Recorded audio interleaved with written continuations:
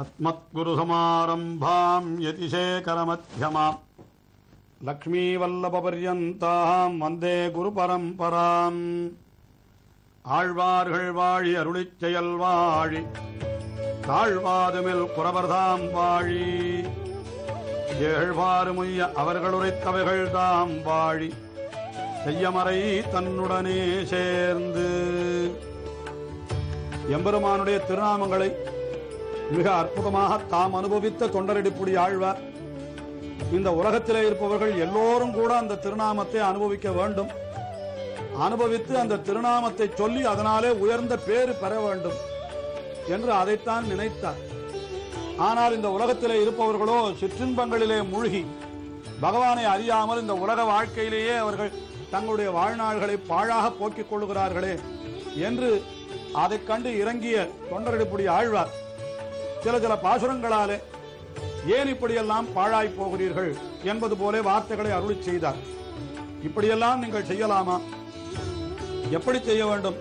அந்த எம்பெருமானுடைய திருநாமங்களை சொல்ல வேண்டும், உயர்ந்த பேறு பெற வேண்டும். அதை விட்டு இப்படி சிற்றின்பங்களிலே மூழ்கி உடலுக்கே கரைந்து நைந்து இப்படி பாழாய் போகிறீர்களே என்றெல்லாம் தெரிவித்தார். ஆனால் இப்படி உடலுக்கே கரைந்து நெய்யும்படியாக இவர்களை ஆக்குவது எது என்று பார்த்த ஆழ்வார் சில புற மதங்கள், வேதங்களை ஒப்புக்கொள்ளாத மதங்கள், அவைகள் இந்த உடலை காட்டிலும் வேறாக ஆத்மா என்று ஒன்று உண்டு என்பதையே ஒப்புக்கொள்ளாமல் இந்த உலக இன்பங்களே மிகச் சிறந்தது என்று போதித்து வருகின்றன. ஆகையினாலே அந்த மதங்களையும் கூட 2 பாசுரங்களாலே, அதாவது 7வது 8வது பாசுரத்தாலே அந்த புறமதங்களையும் கண்டித்தார். உடனே இவர்கள், இந்த மனிதர்கள் யாரை பார்த்து தொண்டரடிப்புடி ஆழ்வார் உபதேசிக்கிறாரோ அவர்கள் என்ன செய்தார்கள்? ஆழ்வாரை பார்த்து, பின் யாரைத்தான் தொழ வேண்டும் என்கிறீர் நீர் என்று கேட்டார்கள். அதான் சொன்னேனே, சிலையினால் இலங்கை செத்த தேவனே தேவனாவான் என்று கீழே 7வது பாசுரத்திலே தெரிவித்தேனே என்கிறார் தொண்டரடிப்புடி ஆழ்வார். உடனே இவர்கள் சொல்லுகிறார்கள், அவன் ராமபிரான் எங்க இருக்கிறான்? அரண்மனையிலே தசரத சக்கரவர்த்தியினுடைய பிள்ளையாக. அவனை போய் நாங்கள் அணுகவே முடியாதே, அவன் மிக உயர்ந்த ஸ்தானத்திலே இருக்கிறானே என்று சொல்ல, உடனே ஆழ்வார் அடுத்த பாசுரத்திலே, அதாவது இப்பொழுது நாம் அனுபவிக்க இருக்கிற 9வது பாசுரத்திலே என்ன தெரிவிக்கிறார் என்னால், அப்படி மேன்மையுடையவனாய் அவதரித்தவன் தானே மிகவும் தாழ்ந்தவனாயும் அவதரித்திருக்கிறான். கற்றினம் மேய்த்த வெந்தை என்று சொல்லும்படியாக கன்றுகளை எல்லாம் மேய்த்து தன்னை ஒரு ஆயனாக ஆக்கி கொண்டு வந்தானே, அவனுடைய திருவடிகளை போய் நீங்கள் பணியுங்கள், அவனை காட்டிலும் வேறு தெய்வம் இல்லை என்று இந்த 9வது பாசுரத்திலே தெரிவிக்கிறார்.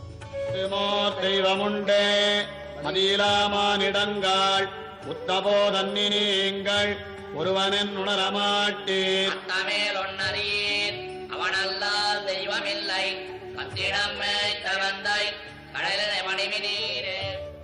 மற்றுமோர் தெய்வம் உண்டே என்கிறார். அதாவது எம்பெருமானை காட்டிலும் வேறு ஒரு தெய்வம் கிடையாது என்னால் என்ன? தெய்வங்கள் பல உண்டு, ஆனால் பரதெய்வம் எல்லாரை காட்டிலும் மேம்பட்ட தெய்வம் என்னால் அது பகவான் ஸ்ரீமன் நாராயணன் தான். அவனுக்கு சமமாகவோ அவனுக்கு மேம்பட்டவர்களோ யாரும் கிடையாது. வேதமன் சொல்லுகிறது, ந தத் சமச்ச அபியதிகச்ச திருஷ்யத்தே என்று. அவனுக்கு சமமாகவோ அவனுக்கு மேம்பட்டவனாகவோ ஒருத்தரும் கிடையாது. அதைத்தான் மற்றுமோர் தெய்வம் உண்டே, அவனை காட்டிலும் உயர்ந்த தெய்வம் ஒன்று உலகத்திலே உண்டா என்று கேட்கிறார் தொண்டரடிப்புடி ஆழ்வார். ஏன் அப்படி கேட்க வேண்டி வந்தது என்றால், அந்த கண்முன்னாலே தெரிபவர்கள் எல்லாரும் எங்கெங்கோ போகிறார்கள், யார் யார் காலிலோ விழுகிறார்கள் என்று பார்த்தார். உடனே அவர்களை பார்த்து தெரிவிக்கிறார், மதியிலா மானிடங்கள், மதியில்லாத புத்தி இல்லாத மானிடர்களே என்கிறார். ஏனென்றால் இந்த நல்ல மதி இருந்தால், அதாவது ஞானம் நன்றாக இருந்தால் அவர்கள் என்ன செய்திருப்பார்கள்? நமக்கு வேண்டியது உயர்ந்த பயனாகிற மோட்சம். அந்த மோட்சத்தை தருபவன் யார் என்றால் அது பகவான் திருமன் நாராயணன் ஒருவன் தான் என்று அவனை போய் அடைந்திருப்பார்கள். ஆனால் இவர்கள் மதி இல்லாதவர்கள் ஆகையினாலேதான் கண்ட இடங்களிலேயும் போய் விழுகிறார்கள் என்று இதையே கூட கண்ணபிரான் பகவத்கீதையிலே ஏற்கனவே தெரிவித்திருக்கிறான். யோயோ யாம் யாம் தனு பக்தா ஸ்ரத்தையா அர்ச்சித்துமிச்சதே என்று. யார் யாரை வணங்க வேண்டும் என்று நினைக்கிறார்களோ எல்லாரும் போய் வணங்கட்டும் என்று சொன்னவன். ஆனால் என்ன தெரிவிக்கிறான் என்றால், அந்தந்த தேவதைகளிடத்திலிருந்து அவர்களுக்கு கிடைக்கக்கூடிய பலமெல்லாம் எப்படிப்பட்ட பலம் என்றால் அந்தவத்து பலம் தேஷாம் தத்பவதி அல்பமேதசாம் என்று தெரிவித்தான். அதாவது அந்த அல்பமேதஸ் என்றால் மிகவும் குறைவான அறிவுள்ளவர்கள் பிற தேவதைகளை போய் ஆராதித்து அவர்கள் பெறக்கூடிய பலன்கள் எல்லாம் அந்தவத்து என்றால் அழியக்கூடியவை, ஒரு முடிவை உடையவை. ஏன் முடிவை உடைய பலன்களை போய் இவர்கள் அழியக்கூடிய பலன்களை கேட்கிறார்கள்?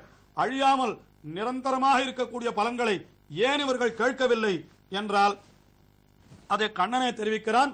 அல்பமேதசாம் என்று அவர்கள் அல்பமான மேதா என்கிற சப்தத்திற்கு ஞானம், அறிவு என்பது பொருள்.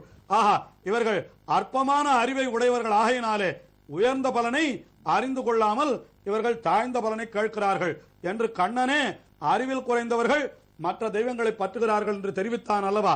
அதை உட்கொண்டுதான் இங்கேயும் தொண்டரெடுப்புடி ஆழ்வார் மதியிலா மானிடங்கள் மற்றுமோர் தெய்வம் உண்டே, இப்படி அறிவில்லாதவர்களே இன்னும் தாழ்ந்த தெய்வங்கள் மற்ற தெய்வங்களும் இந்த எம்பெருமானை போல உயர்ந்த தெய்வங்களோ என்பது போல இப்படி சொன்னார். உடனே அவர்கள் என்ன சொன்னார்கள்? அப்படி ஒன்றும் எங்களுக்கு குறைவு வந்து விட்டதாக தெரியவில்லையே, நாங்கள் நன்றாக இருப்பதாகத்தானே நினைத்துக் கொண்டிருக்கிறோம் என்று சொல்ல உடனே என்ன தெரிவிக்கிறார்? உற்ற போதன்றி நீங்கள் ஒருவன் என்று உணரமாட்டீர். உங்களுக்கு ஒரு கஷ்டம் வந்தால் ஒழிய அப்பொழுதுதான் உங்களுக்கு யார் உகந்தவன், உங்களுக்கு சரியானவன், உயர்ந்த பரதேவத்தை யார் என்பது எப்பொழுது தெரியும் என்றால் உங்களுக்கு ஒரு கஷ்டம் வருகிற பொழுதுதான் தெரியும். ஆனால் கஷ்டம் வருகிற வரை நீங்கள் அதை தெரிந்து கொள்ளாமல் எங்கெங்கோ தெரிந்து கொண்டுதான் இருப்பீர்கள். உற்றபோதன்றி நீங்கள் உற்றபோது என்றால் துன்பத்தை உற்றபோது, துன்பத்தை அடைந்த போதன்றி நீங்கள் ஒருவன் தான் பரதேவத்தை என்பதை நீங்கள் உணர மாட்டீர்கள் என்று தெரிவிக்கிறார்.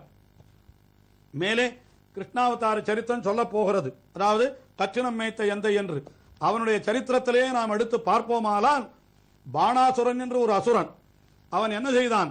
ருத்ரனை ஆராதித்து அவனை தனக்கு பாதுகாப்பாக பெற்றான். ருத்ரனும் என்ன செய்தான்? உனக்கு ஒரு வாட்டமும் வாராதபடிக்கு என் குடும்பத்தோடு இருந்து உன்னை நான் ரட்சிக்கிறேன் என்று தெரிவித்திருந்தான். ஆனால் என்ன ஆயிற்று? அந்த பாணாசுரனுக்கு யுத்தம் செய்வதற்காக கண்ணன் வந்த பொழுது கண்ணனோடு யுத்தம் செய்வதற்கு முதலிலே இந்த ருத்ரனும் அவனுடைய பரிகரங்களும் தான் வந்தன.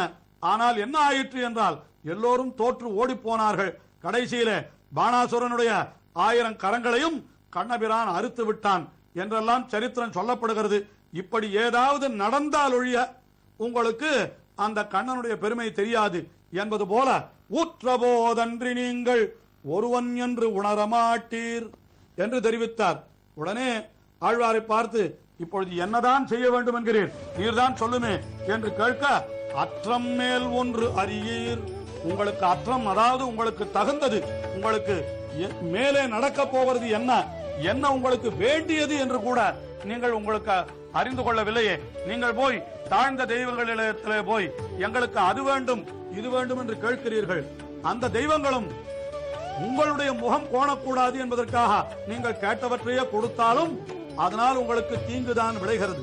ஆனால் எங்கள் எம்பெருமானோ அவனிடத்திலே போய் நீங்கள் எதை கேட்டாலும் நீங்கள் கேட்கிற பொருளானது உங்களுக்கு நன்மையை விளைக்குமா அல்லது தீமையை விளைவிக்குமா என்று ஆராய்ந்து பார்த்து அது உங்களுக்கு நன்மை விளைவிப்பதாக இருந்தால் மட்டுமே கொடுப்பான். தீமை விளைவிப்பதாக இருந்தால் அவன் கொடுக்கவே மாட்டான். நெருப்பை விடாதே குழவி விழ வருந்தினாலும் தடாதே ஒழியுமோ தாய் என்கிறார் அருளாள பெருமாள் எம்பெருமானார் என்கிற ஆச்சாரியர் ஞானசாரம் என்கிற நம்முடைய அற்புதமான கிரந்தத்திலே. ஒரு குழந்தை தெரியாமல் தன்னுடைய தாயாரிடத்திலே போய், அம்மா எனக்கு கொஞ்சம் நெருப்பை கொடு, அதை வைத்துக் கொண்டு நான் விளையாட வேண்டும் என்று கேட்டால் அந்த குழந்தை எது கேட்டாலும் கொடுக்கக்கூடிய தாயும் அந்த நெருப்பை எடுத்து குழந்தை கையிலே கொடுப்பாளோ? இந்த நெருப்பினாலே குழந்தைக்கு தீங்கு விளையும் என்கிறது அந்த குழந்தைக்கு தெரியாது. ஆனால் தாய்க்கு தெரியுமாகையினாலே குழந்தை கேட்டாலும் தாய் கொடுக்க மாட்டாள் அல்லவா? அதுபோலத்தான் பரமாத்மாவான பகவான், அவன்தான் மேல் அற்றம் அறிந்தவன். அதாவது நமக்கு எது நன்மை எது தீமை என்பதை அறிந்தவன். ஆகினாலே அவன்தான் அறிவான். ஆகினாலே நீங்கள் என்ன செய்ய வேண்டும்? அவனைத்தான் போய் நீங்கள் பற்ற வேண்டும். அற்றமேலொன்று அறியீர், அவன் அல்லால் தெய்வமில்லை. அவன் ஒருத்தன் தான் தெய்வம் என்னால், அதாவது பரதெய்வம் அவன்தான். மற்ற தெய்வங்கள் அத்தனை பேரும் அவனுக்கு கீழ்ப்பட்டவர்களே அன்றி வேறில்லை என்ப பரன் திறமன்றி பல்லுலகீர் தெய்வம் மற்றில்லை பேசுமினே என்று நம்மாழ்வாரும் கூட திருவாய்மொழியிலே அருளி செய்திருக்கிறார்.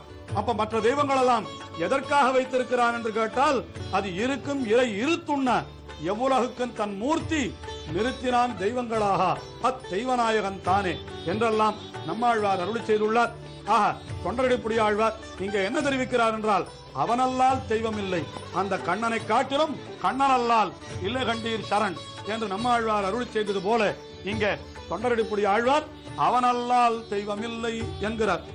சரி, எங்கே சென்று அவனை பற்ற வேண்டும் என்றால், கற்றினம் மேய்த்தவெந்தை என்று நமக்காக அவன் இங்கே வந்து கன்றுகளை மேய்த்தானாம். இந்த கற்றினம் என்னால் அந்த பசுக்களை காட்டிலும் கண்ணபிரான் மிக விரும்பி இருப்பது கன்றுகளைத்தானாம்.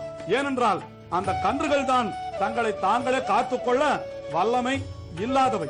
பசுக்கள் கூட தங்களை தாங்களே காத்துக்கொண்டு விடுமாம், ஆனால் கன்றுகளுக்கு அது கூட தெரியாதாம். அப்படி இருப்பவர்களை ரட்சிப்பதுதான் பகவானுடைய தன்மை. ஆகையினாலே அவன் என்ன செய்கிறான்னா, கற்றி நம்மை தயந்தை, அப்படிப்பட்ட எம்பெருமானுடைய கழலினை பணிமின் நீரே, அந்த எம்பெருமானுடைய திருவடிகளை போய் நீங்கள் பணியுங்கள். அவன் சரம ஸ்லோகத்திலே சொன்னானே, சர்வதர்மான் பரித்யஜ மாம் ஏகம் சரணம் பிரஜ, என்னுடைய திருவடிகளை பற்றுங்கள் என்று அவன் சொன்ன வார்த்தை.